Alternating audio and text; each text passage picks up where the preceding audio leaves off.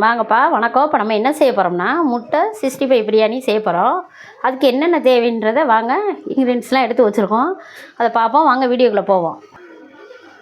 முட்டை 65பா, அதை ரெடி பண்ணி வச்சுருக்கோம். அதுக்கு என்னென்ன தேவைன்றதை சொல்கிறேன். அதை எடுத்து ரெடி பண்ணி வச்சுருக்கோம். புதினா, மல்லி, இஞ்சி பூண்டு, பட்டை, கிராம்பு, இதெல்லாம் ரெடி பண்ணி வச்சுருக்கோம்.